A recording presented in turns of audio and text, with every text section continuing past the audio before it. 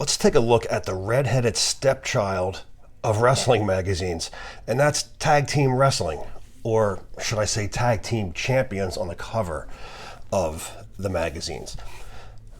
Me being a big fan of champions, if there's a champion of any company, federation that is on the cover with his belt, I'm automatically buying the issue. I'm drawn to that. I just don't know why I like it. You get to learn about the belt, who it is, where it's from, what it means. Tag team wrestling is something that's baffling. That is how least the amount of coverage it's gotten over the years. And I didn't really realize that until I went through this and trying to put this video together. When I went to find tag team champions on covers with belts, there's almost none. And if there are, it was the very small far corner shot off to the right of the magazine photo with them with the belt. So it's kind of like the redheaded stepchild. It's like pushed to the side, and you don't belong on the front cover. And it's quite a shame, actually. So what I did today was I pulled out the very first tag teams to appear on the cover, tag team champion to appear on the cover. All the way up through early 1990. And you're going to see there wasn't a whole heck of a lot. We're going to cover every territory that put a tag team champion on a cover.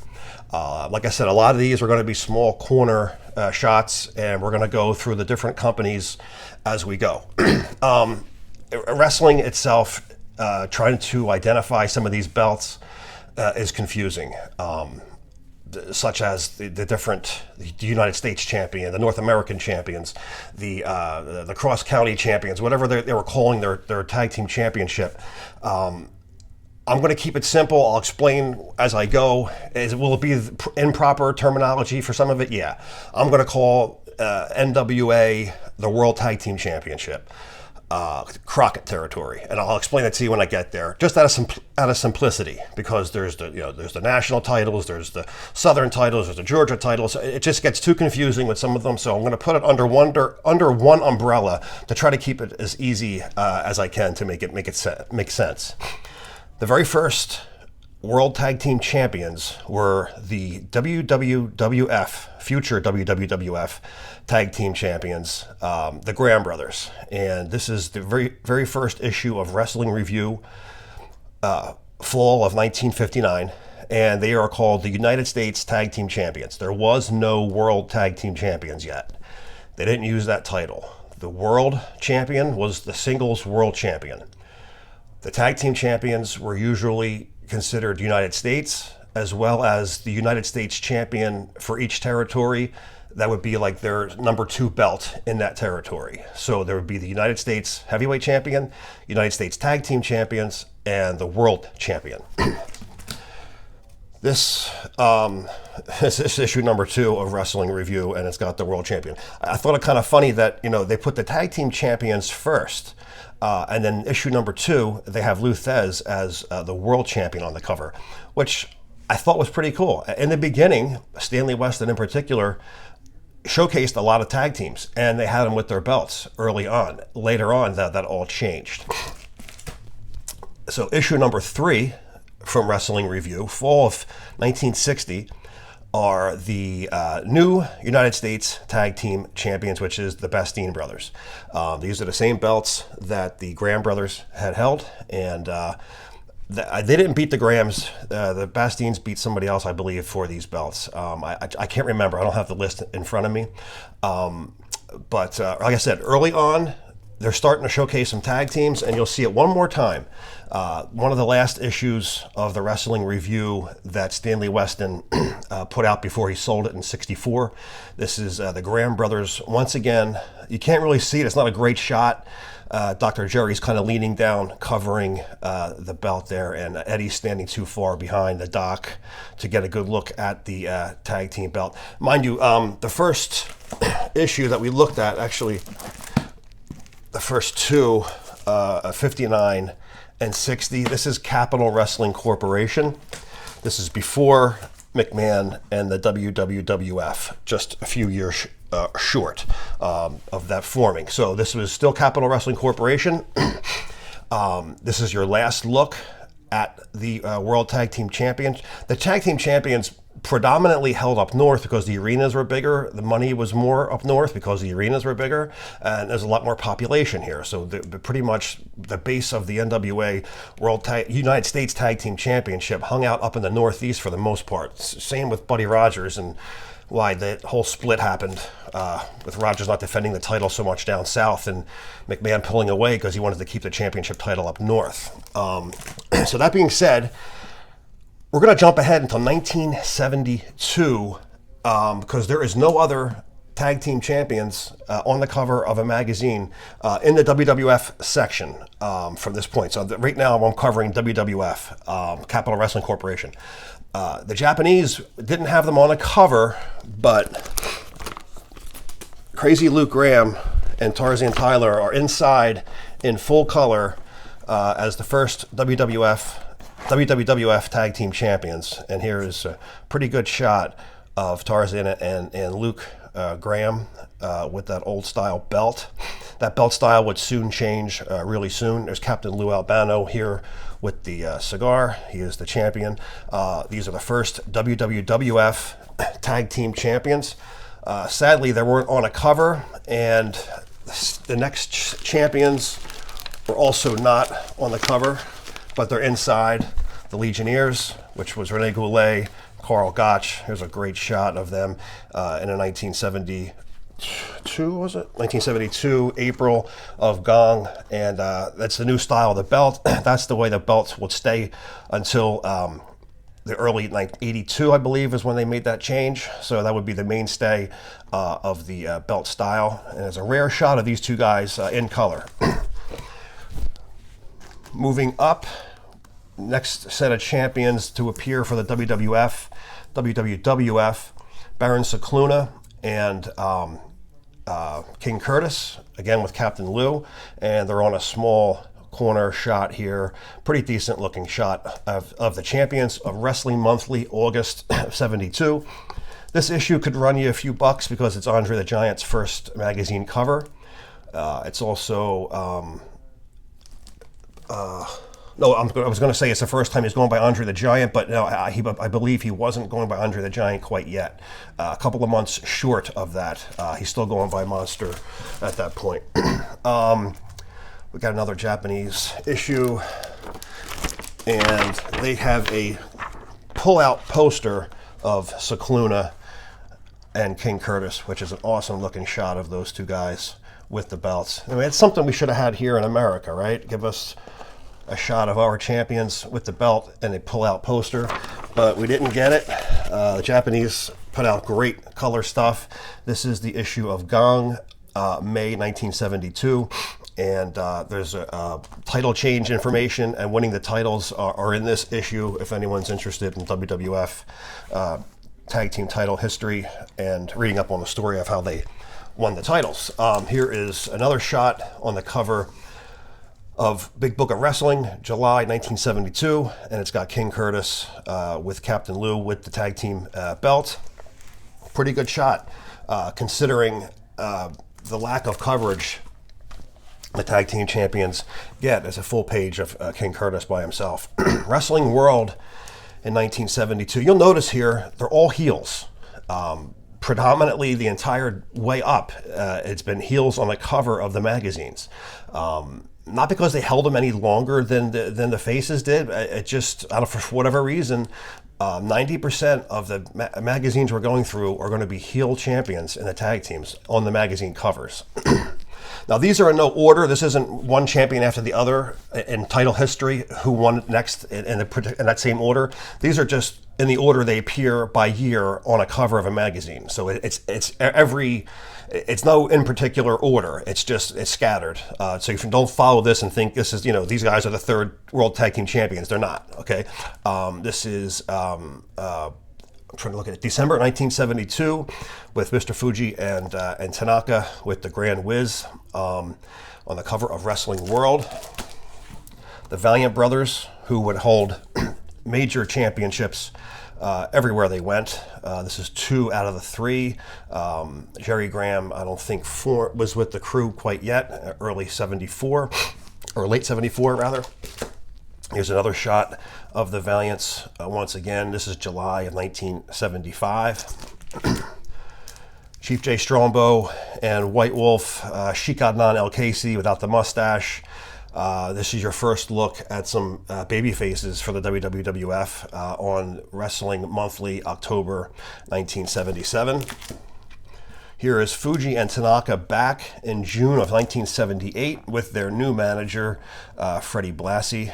And notice the belt now is red. I don't believe that stays red for very long. It does come back to red again in the 80s, but it goes back to black again. And it becomes, I think, blue before that. Moving up to May 1979, the Valiants regain the titles once again. And here is the Valiants on the bottom with Captain Lou, May 1979 of The Wrestler. Here in February 1980, we got a look at Ivan Putski and Tito Santana with the first look at them as the new World Tag Team Champions. Probably the best cover showcasing champions since the Graham brothers or the Bastien brothers are the Samoans, Afa and Sika. Again, with the manager of champions, Captain Lou Albano, sitting on the cover of September 1980 Sports Review. Always liked this cover. I remember buying it off the newsstands as a kid. This is the same exact copy. I'd love to get an updated version of it. You just never see this issue around. When it's there, it sells fast. Not that it's expensive. It's just usually not for sale for very long, and I just haven't upgraded it. But for sentimental reasons, I can never get rid of it. I just remember the day that I picked it up and bought it. It was just staring at it, staring at the belts, and looking at these two maniacs on the cover. I'm like, oh man, what a great looking cover. The Samoans would lose the tag team titles to Pedro Morales and Bob Backlund at the Shea Stadium show. And because Backlund was the world heavyweight champion, actually not world heavyweight champion, heavyweight champion, he had to surrender the tag team belts. I say not world heavyweight champion because the WWF was still affiliated with the NWA, and the NWA, they could only have one world champion. Part of McMahon being affiliated with the NWA is they could not use the world heavyweight champion for their heavyweight champion. They'd have to call it the WWF heavyweight champion. Aggravated and annoyed that this is the only magazine cover besides a Rings Wrestling back in like 1981. The Moondogs were never on the cover, hardly, and especially without the belts. And I love the Moondogs as a kid. They're wild, crazy guys. There was a couple different members. I followed them all the way through Memphis up into late 80s, maybe early 90s when they were tearing it up in Memphis. Whatever was in that clique of the Moondogs, I loved every one of them. Just thought they were great, and too bad they were never on a cover as the champions. They are on this Major League Souvenir program as the champions, just not with the belts, which kind of sucks. They would drop the belts to Tony Garea and Rick Martel on the cover of the Rings Wrestling in January. It's labeled as January 1982. Issue number 78 in the run of Rings Wrestling, Wrestling News, and Wrestling Review. Next champions would be Fuji and Saito. Just make sure they make that clear. On the bottom here, again with Captain Lou, and they would beat Garea and Martel. That was the first tag team match that I ever laid witness to a title change on television. Remember Garea and Martel getting the salt. I think it was Martel's face when he came off the ropes, splashed, and got the salt in the eyes, and Fuji and Saito took the titles. Whether it was the first time or the second time, I'm not sure. I believe they held it twice, both teams, if I'm not mistaken. But yeah, remember that like yesterday. Here they are again on the cover of Spring 82 Wrestling Superstars. And Fuji and Saito would be on one more cover because they would hold it multiple times. And this was the Rings December 1982 with Fuji and Saito on the bottom, regaining the WWF tag team titles. I believe the regaining is when with the salt in the eyes. I don't think it was the first meeting. This is Mr. Saito before he would go off to prison with Ken Patera, advertising him for the AWA, coming to the AWA area. And I thought it was an interesting note that he is using his tag team championship belt for the promotional information for the program for the AWA. So not necessarily tag team champions, not necessarily, definitely not tag team champions, but nonetheless, it was one of the most meaningful tag team matches of my childhood. Was Buddy Rogers teaming up with Jimmy Snuka to take on Albano and Stevens at the Spectrum. What a great time that was. That was the hottest talk in the schoolyard in my 8th grade year, and just never forget it. It was just a great time, a great match. It was great to see Buddy come out of retirement. No other magazines really discuss that match except for Official Wrestling, which was only around for maybe less than a dozen issues in 1983. This is also the first look at Macho Man Randy Savage in this issue. This is the program. We couldn't get tickets. I was in South Jersey at the time, and it was sold out. We couldn't get anywhere near it, the seats. At least that's what I was told. Who knows? Maybe it was too expensive, and my parents kind of fucking pricked me on it and told me that it was sold out. But as far as I know, my father would have went if we could have gotten seats. This was the program, the event to that night when Buddy came out of retirement, and searched a long time to find this particular program, and just glad I have it. Like I said, they're not tag team champions, but that's the one time, a tag team boosted all the hype for the sellout, and it was worthy of a title match. The amount of credibility and the hype, and just seeing Buddy Rogers come out of retirement, that was huge. And the same can be said about WrestleMania with the tag team not being a title match. It was Mr. T and Hulk Hogan. Mr. T filled up every one of those arenas. It wasn't because of Hogan, Piper, or Orndorff, believe me. It was about Mr. T. That's what made that whole event. But continuing on, our last champions were on the cover of Fuji and Saito. Now we're looking at the Samoans once again, and you'll see the style of the belts. Now back to that red leather belt. Atlas and Johnson would all go on to take those belts, and then the style would change again. Speaking of WrestleMania, not much coverage in the magazines, especially on a cover of our 80s issues. Japanese Weekly Gong put out April 24th issue. I believe it was March the 31st, so yeah, less than a month. 3 weeks later, this issue is on the newsstands because it came out every week in Japan.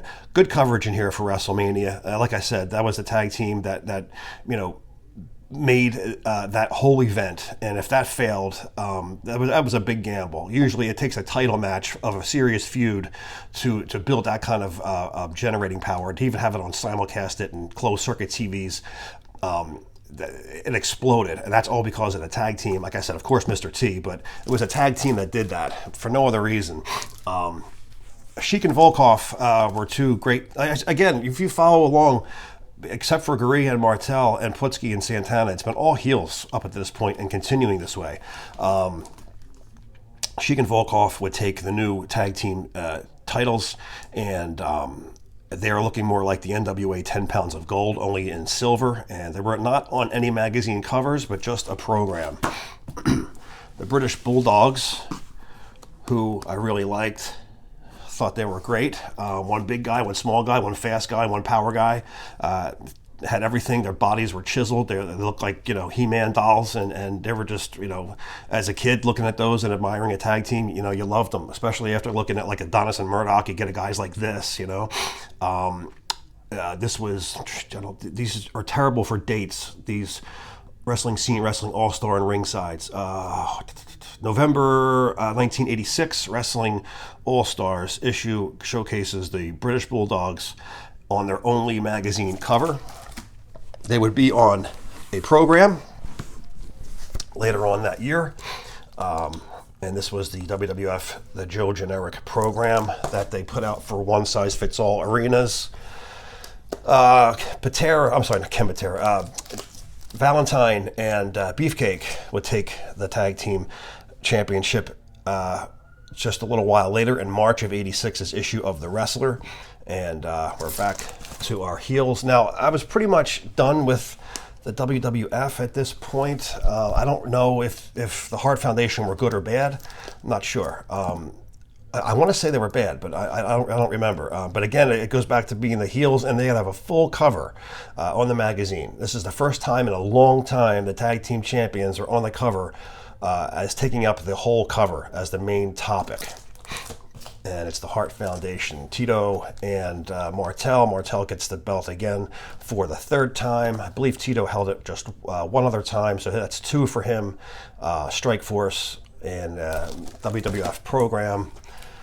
Bobby Heenan managing the 2 of the 4 horsemen when they came to the WWF. I had never seen any of their matches in the WWF. Arn Anderson and Tully Blanchard. And the Demolition, who I have seen a couple matches of. I like the Masked Superstar. I liked Crusher Khrushchev. Really didn't like Demolition. But nonetheless, tag team champions, and they are on the cover as world champions. The Road Warriors would take the belts next. I have them in another section, so we're going to double back to the Road Warriors later on. We're just going to jump it back about 30 years and take a look at some other tag teams that made the cover of the magazines that we might not have really heard about. So let's take a look at the state of Texas. And the Von Brauners on the cover. These were the most decorated tag team in history, according to the 60s and early 70s standards. They held belts everywhere they went, upwards to 23 different tag team championships, including titles in Japan.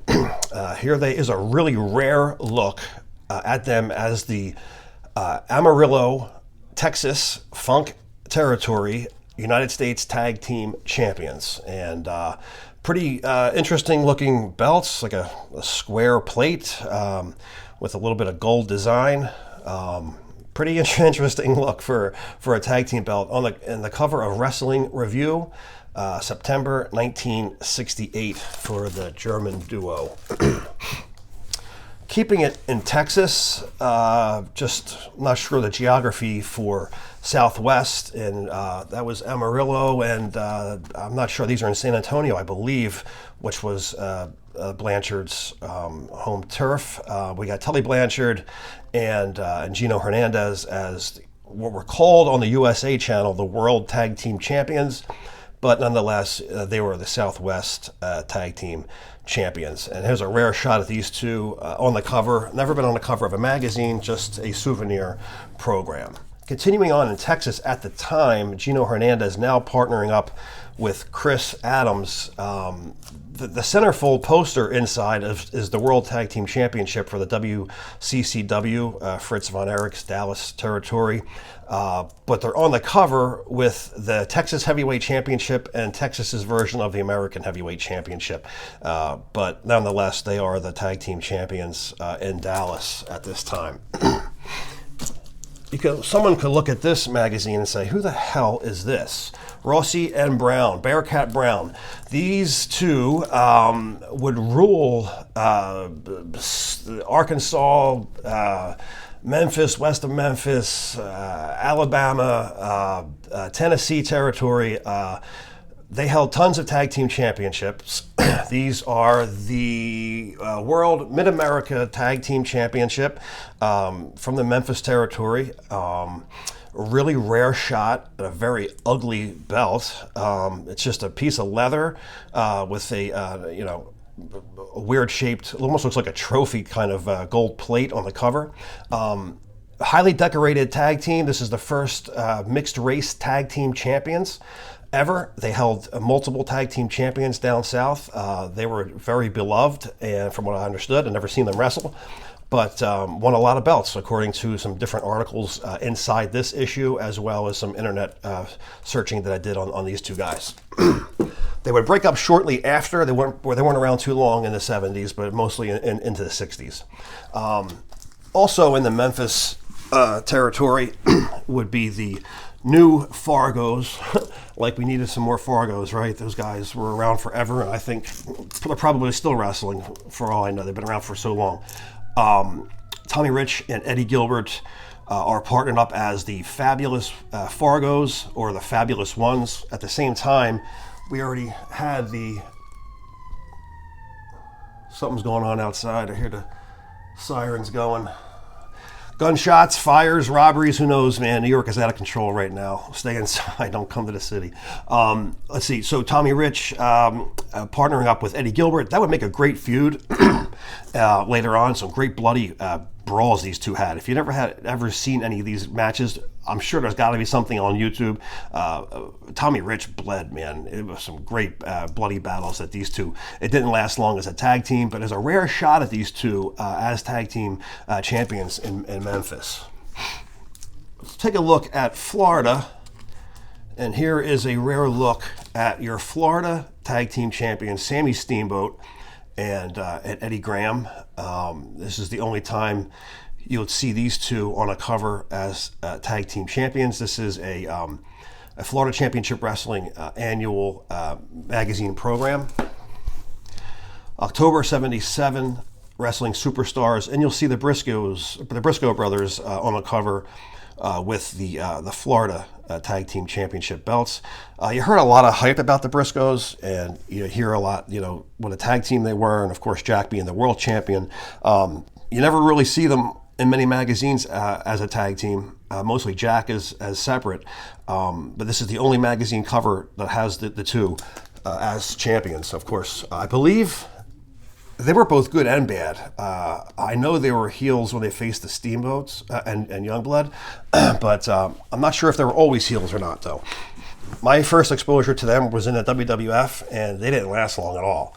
They were kind of like in and out fast. They didn't stay.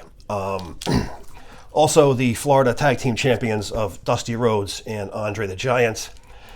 No magazine coverage of the Florida title. There is of their Mid-South belts, but not the Florida. The Florida titles, they're only on the cover of this Grapevine program from Thursday, February 26th. You might as well just look at February 26th in Fort Myers. Manny Fernandez, Dick Slater, Hiro Matsuda versus Les Thornton, Sweet Brown Sugar, Baron Von Raschke. Sounds like a card I wouldn't mind missing. Also in Florida, which was I believe, I'm going to get the name wrong, the North American Tag Team Champions, the Assassins, and they were never on the cover of any magazine, let alone with a belt. Maybe one magazine, the Assassins, and it may have been just the one. Very rarely would you see both of them. And this is just too bad it's not a better shot, but it's a good shot of them with the belts. I like this a lot. I wish there was more coverage of the Assassins on the magazine covers, but there's just nothing.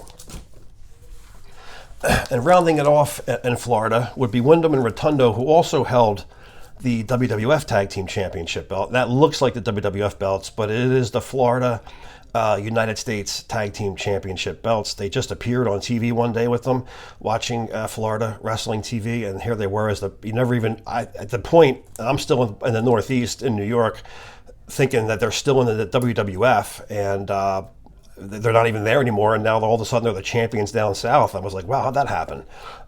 Never heard of that belt before, and I really didn't hear about it after either. I think maybe the Fabulous Ones, Stan Kern and Steve Lane, may have took them also, but I can't be sure. I know they wrestled those guys at Wrestle Rock. It wasn't for the belt, but it was around the same time period when they were the champions. But I don't know much about that Southern belt, or United States belt. December of 1972, Wrestling Monthly. Here's a rare look at I wouldn't say original real Fargos, because we were just saying the Fargos earlier. One of them is not a real one, and that is Greg the Hammer Valentine before he was Greg the Hammer Valentine. That's him kneeling down with Fargo, going as one of the Fargo brothers when he first broke in to wrestling. I'm sorry about the glare. And here they are as the NWF World Tag Team Champions. This is just before Antonio Inoki would buy the NWF rights and start using their titles and move these tag team belts to Japan.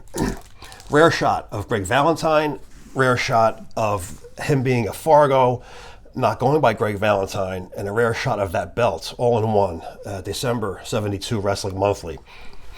Let's go to middle of the country, and we're going to hit Dick the Bruiser's WWA. And here they have the Blackjacks on the cover. Not a great belt shot, but nonetheless, they're wearing them. Down on the bottom of the page, you'll see with Bobby Heenan or Blackjack Mulligan, Blackjack Lanza. They would also hold the WWWF Tag Team Championships. Never on the cover, though, sadly. I wish. There is a few of those Japanese issues with them in color, but I couldn't find them for the video. I wanted to show them. There's just too many to dig through. I couldn't find them. Also holding Dick the Bruiser's territory of WWA Tag Team Championship are the Valiant Brothers, and this is the same tag team that would hold the WWF Tag Team Championship, and this is on the cover of Wrestling Monthly, 1974. Ernie the Cat Ladd by himself with the championship belt, and those sirens are so loud. I hope it's not coming across so loud to you guys on the speaker. There's a lot going on outside. I don't know what's going on. Wrestling Annual 1974, issue number 9, and it's got Ernie Ladd, one half of the Tag Team Championship. They would lose that belt to Dick the Bruiser and Bruno Sammartino. Here is Bruno and Dick as the World Tag Team Champions in the locker room after winning the belts that night. And this is the January 1974 issue of Inside Wrestling. And Wrestling Yearbook, 1975. The Legionnaires, they're back. Of course, they were the WWF Tag Team Champions. We showed those photos to you from the Japanese issue just a few minutes ago. And here they are as WWA World Tag Team Champions. So we're going to move on to the Bill Watts Mid-South area territory, and here are the Garvins on the cover of February 1973 with the Tag Team Championship belts. Andre the Giant and Dusty Rhodes, who also wore those belts. I believe I have the program to that event back here. The Christmas Spectacular, Louisiana Superdome, December 25th, 1978. And it's also the same night that Ernie the Cat Ladd would win the North American Heavyweight Championship against, I believe it was Ray Candy that he beat for that belt. Buck Robley and Bill Watts take over the Tag Team Championship next. This is January 1980 of the Rings Wrestling. Mr. Olympia and Junkyard Dog, and you'll see the new tag team belt style had changed. I always liked that look. I always liked the Florida Heavyweight Championship belt look, kind of like primitive, cheap, small, but it just appealed to me for some reason. I always thought that was a sharp looking belt. We wouldn't see another tag team champion again from Mid-South until the Fantastics would take the belts, and here they are in black and white on a official UWF bulletin newsletter / program type magazine that they sold at the arenas in Mid-South UWF. And here is a color version of the tag team champions. Looking for the date on these, are a pain. October 1988 with the Fantastics on Wrestling All-Stars. Let's take a look into the AWA, American Wrestling Association, and the first two tag team champions to appear for the AWA, Larry the Axe Hennig and Harley Race on the cover. Early look at those tag team belts at the TV studio, I'm quite sure. The way the backdrop looks. Red Bastien and the Crusher would take on the championship later on in a few years in 1972, Wrestling Monthly, February, and you'll see the tag team belts styles will change, and that would stay that way up until 84 when the Road Warriors would take them.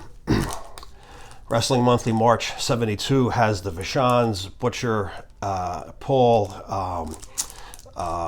Vivian Vachon being held up, the two brothers and the sister. Great shot. I wish the background was better. It's a great looking cover. I just wish they were in the ring or wherever they were just to show the background a little bit better. But March of 72, the Vachons, Mad Dog, Butcher, and Vivian. Here, Wrestling Review, August of 72.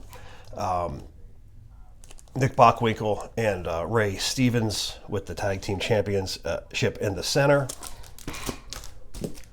Jim Brunzell, Greg Gagne would hold it, I believe, multiple times. Cover of Wrestling News, AWA edition. No date on it. I'm going to say 80 or 81, I believe. I'm not sure. Let's see. Another cover of Gagne and Brunzell, souvenir program, AWA for 1981. Adonis and Jesse Ventura would take on the tag team championship, AWA. This is your only shot of Adonis and Jesse as the champions. I thought they were a cool tag team. And that would be it until the Road Warriors. I have the Road Warriors set for last. We're going to look at all their belts in just a couple minutes. But before we do, let's take a look at one other company, other territory, and that's the NWA. Now, the NWA is what I would consider the World Tag Team Championship. They would go by that. They would say the World Tag Team Champions when they were introduced, say, the Rock and Roll Express or the Russians or the Midnight Express. They started using that term, I want to say around that time period, like 85 or 6. To me, so just to keep it simple, there's going to be some Georgia, North Carolina, South Carolina, Crockett territory, even though Georgia was a separate company than Crockett, and then, they ended up getting it from Crockett, and it gets confusing for time periods. Just for simplicity, we're just going to say the NWA World Tag Team Championship. It might be the Mid-Atlantic Tag Team Championship. It might be the U.S., whatever. We're just going to, for simple terms, we're just going to say it's the NWA South Mid-Atlantic Tag Team Championship. Okay, that's what I kind of refer to as the World Championship, like I said, because that's how they introduced it on TV when we finally got cable here, and we were looking at them as the World Tag Team Champions. So the first, in my opinion, World Tag Team Champions, which was Mid-Atlantic Tag Team Champions, Sweet Hansen and Rip Hawk. And here is a very rare shot at those two as the tag team champions. And this is on April 1969 of Wrestling Review. Real rare looking shot at those belts. We wouldn't see anything again until 1977. And we have Paul Jones on the February of 1977, the wrestler, as he is the World Tag Team Champion, Mid-Atlantic Tag Team Champion, as well as the United States Heavyweight Champion. Ric Flair would also hold that championship belt. Here he is singular. He was Tag Team Champions with Greg Valentine. I have a nice poster of Valentine and Flair together in a Japanese issue. I can't find it, and it's almost impossible for me to dig through from all 77, 78s to try to find out what that issue it's in. It's a great looking shot of it. It's just too much of a pain in the ass and time consuming, ripping my stuff apart to find it. But they were tag team champions, and that's all you'll see from the 70s. So there's not even really a team. You've seen basically one person from each team throughout the entire decade of the 70s. In 69 they show one team. So really, not much coverage for any tag team champions or tag teams down in the NWA South area for sure. Youngblood and Steamboat would hold it multiple times. I'm not sure exactly, 3, 4, maybe, I don't know. This is your first look at them in April of 1980. I could have sworn that there's an earlier issue, but I guess I was mistaken. Not a great belt shot. You can't really hardly see the belts, but they are wearing them. Now this is this would be more for the Georgia territory. These were the National Tag Team Champions, the very first National Tag Team Champions. This is the Freebirds in 81. This is Buddy Roberts and Terry Gordy's first look with the Freebirds and the national titles. Here they are once again on the cover of Sports Review, August 81, Roberts and Gordy. And it wasn't Roberts and Gordy who won it, it was Hayes and Gordy who won it, which started the Freebird rule, meaning any one of the three can defend the belts and be the champions whenever they decided they felt like wrestling that night. All three of them were the tag team champions. Only two of them, of course, could defend it at a time. And there's a look at all three guys holding their different belts at different times. Winter 1982 of Wrestling Superstars. Heading back now to the World Tag Team Champions, or Mid-Atlantic Tag Team Champions, whatever. I say World, and this is your first look at Ole Anderson and Stan Hansen. Now, Ole and Gene were champions. There's no covers with them. I thought there was. Ole and Arn aren't even on the cover of many magazines together. It's just a shame. They dropped the ball on so many champions in between. To go this many years without seeing another champion on the cover is a crime. It's really, and the small picture that you get here really doesn't, give them that much publicity or fame. Moving along, Don Kernodle and Sergeant Slaughter would take those belts. Again, we're dealing with mostly heels at this point. Pretty much the common theme throughout the entire video. Don Kernodle now with Cowboy Bob Orton, and one of the few belts that we've seen Cowboy Bob with, and managed by Gary Hart, May of 1984. Youngblood and Steamboat back at it for another title win against Slaughter and Kernodle, and you can see Kernodle is a crimson mask for sure. In that cage match, Starrcade would come up a couple of months later, or maybe 6-8 months later. Going by magazine dates now, not going by actual dates. And it's got Steamboat and Youngblood to regain. And now you'll see here for the first time the World Tag Team title. And here it is being announced as the World Tag Team Championship. So this is one of the reasons, if not the reason, why I refer to like the Crockett territory tag team belts as the World Tag Team Championships, even though it was never really official title. So here's another great shot at those guys on the cover. Up to this point, they were pretty crappy looking photos of the tag champs of Steamboat and Youngblood. And here's a great looking shot of them on the PWI annual fall of 84. Moving up a couple of months later into 85, the Russians would take the World Tag Team Championships. You can't see their belts. They are on. I'm sure it's not going to come out that great in the video. It's not coming out that great in person either. Missed opportunity of having, four champions, four guys with belts, and it just allows you too close up of a picture so you can get a better shot of it. It's too bad that wasn't taken a little bit further back. This is your only other shot of the Russians, and Nikita's not even wearing it, and Uncle Ivan with the belt around the waist. Also in that territory are the National Tag Team Champions, the Anderson brothers, Ole and Arn. And here is your only look at the National Tag Team Championship belt, which is basically 10 pounds of silver, like the U.S. belt at that particular time in 85. Great looking cover, Bring On the Road Glorias. The Rock and Roll Express would take the titles next. And here's the shot, great shot of them on the NWA Mid-Atlantic, old Mid-Atlantic magazine, which is now called the NWA magazine.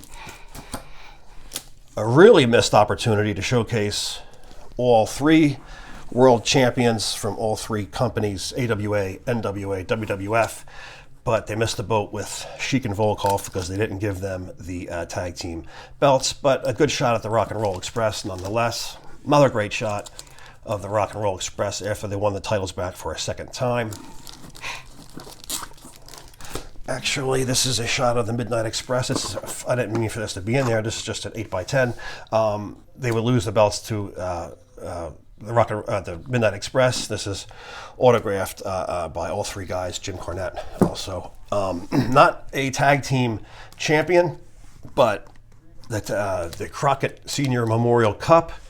Number 2 winners was Dusty Rhodes and Nikita Koloff, and they show more honor for the tournament winners with a cup than they do their champions by giving them an entire page dedicated to their win of a trophy rather than some of the title changes. I didn't like any of the Crockett Cups. I just didn't find them all that interesting. Just not for me. I'm sure some people, loved it. I like tag team wrestling, but it was just, I think for me, it was just too much. Well, obviously more than just me because they only had 3 and it wasn't that big. So if it was doing great, they would have did a whole lot more of them. I just think it was just too much tag team for one event. How much can you take? You got to change it up a little bit. The Rock and Roll Express now get the tag team belts once again. This is their 4th reign as champions. And they get a nice cover. It's just hard to see the belts because there's so much dark in the background. And at this point, they changed the belts to the blue leather. So this is your first look at the blue leather. Ricky Morton is on the magazine by himself with that blue leather also. I thought I had another. I guess I don't. I thought I had one more, but that's it. So there's a little bit of a jump from up to mid-87. I thought there was one more for, 88 rather. I thought there was one more for 87. Wyndham and Rotundo. I thought I had the Horseman here. Okay. Wyndham and Rotundo, Wyndham and Luger would become the next World Tag Team Champions. And that's a great shot. Great shot of Wyndham. And Lex with the championship. Yeah, okay, I'm looking for the Road Warriors because they weren't champions yet. I thought they were in front of Wyndham and Luger, but okay. They might have been. I'm pretty sure that they beat the 4 Horsemen. Anyway, we're going in magazine order, not in the order that the titles were changed, so it's throwing me off a little bit. Great shot of Pro Wrestling Illustrated and all the 4 Horsemen, all decorated with their belts.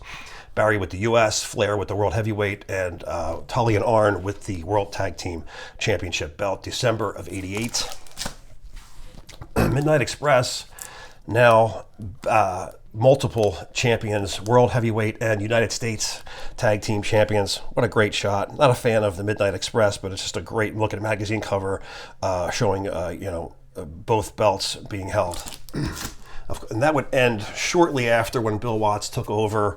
The U.S. titles would end. I think it was the Barbarian and somebody ended that. I wish they would have kept it. It was pretty good. I like that that championship, the U.S. So, who's the greatest tag team champions of all time? Of course, it's just an opinion. And if your opinion is the Road Warriors, I'd say you're right because they were my favorite. Were they great wrestlers? No. That wasn't their job. Their job was to look mean and kick the shit out of people, and that's exactly what they did. Big, jacked up, enormous, kicking the living shit out of the people they were across the ring with and walking home with the gold. And as a 15, 16, 18-year-old kid, you loved it. I'm sure the adults loved it just as much. So let's take a look at the Road Warriors from all the belts that they held. They held every belt in every company they've ever been in. Starting with Georgia, they were the National Tag Team Champions. They didn't beat anybody for the belts. They said they won them in a tournament, but they were given the belts on their first TV appearance. They came out as the champions.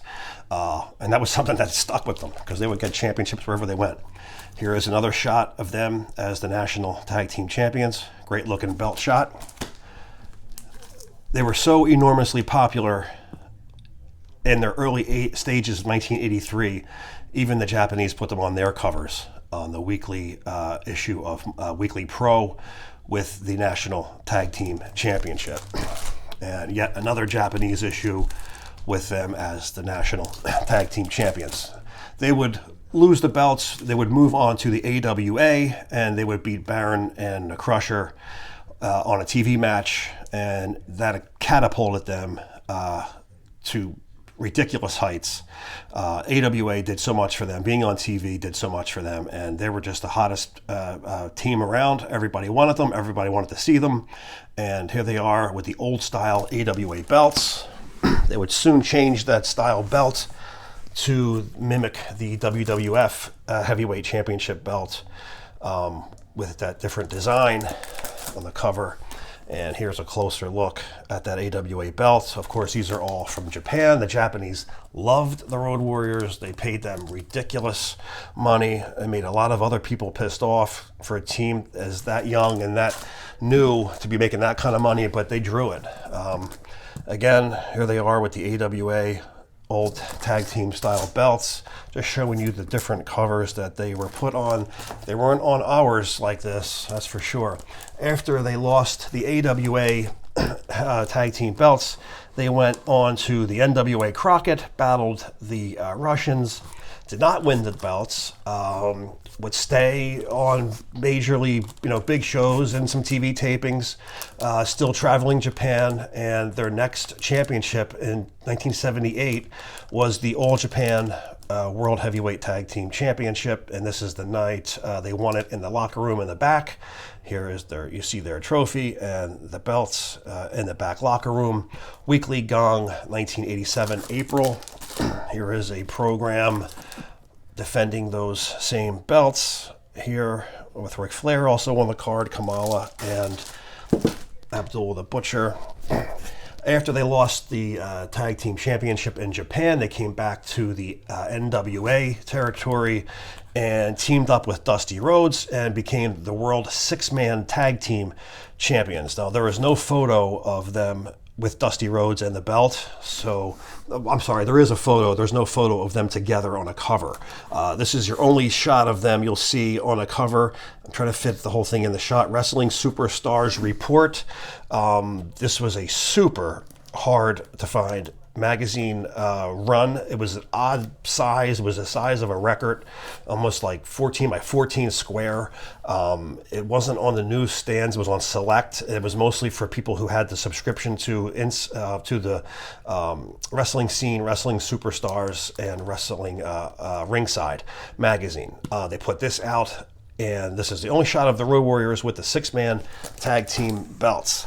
There is a shot of Animal on Wrestling Eye with the six-man tag team belt all alone. Thought it was a pretty unique looking picture of Animal by himself without Hawk. You don't see that at all ever. And it's a pretty interesting magazine. I'm going to grab that just because he's by himself and that rare belt that he's got. They would eventually drop the belts to the Powers of Pain with Ivan Koloff. And they had their eyes set on bigger and better prizes, which was the NWA World Heavyweight Tag Team Championship belts. And here they are on their first and only cover with the NWA World Tag Team Championship belts. April of 1989, with Paul Ellering holding the belts. And then finally, in 1991, they would get what Inside Wrestling is calling the hat trick for the Legion of Doom, and that's winning the WWF Tag Team Championship belts from Demolition. And that would be all the major federation, territories, companies, whatever you want to call it, NWA, AWA, and the WWF, including All Japan. The only thing that was left was New Japan. Animal had gotten injured. They got into a fight. They broke up. Depending on what story you want to believe, maybe the truth is in all of that. Nonetheless, Hawk went on his own and partnered up with Kensuke Sasaki, who was the power warrior in New Japan Pro Wrestling, and these two would become the IWGP World Heavyweight Tag Team Championship, and this is the only belt cover for these guys. They had beat Hercules Hernandez and Scotty Norton for that belt in '93. And there it is. So we took a look back on what I was calling the redheaded stepchild of the magazines, the tag team champions on covers. There wasn't a whole lot, considering it sounds like a lot. It's just like an hour-long video. But if you look at the thousands upon thousands of issues of magazines, this is not even a 16th of coverage for tag team champions, and it's quite a shame. So hopefully maybe I exposed you guys to some belt changes that you didn't know about, some different styles, some different champions throughout the decades of the magazines. But from 1959 until 1993, we cover every single tag team champion who was on a magazine from every publication out there. You've seen it all right here. All right, guys, we'll see you on the next.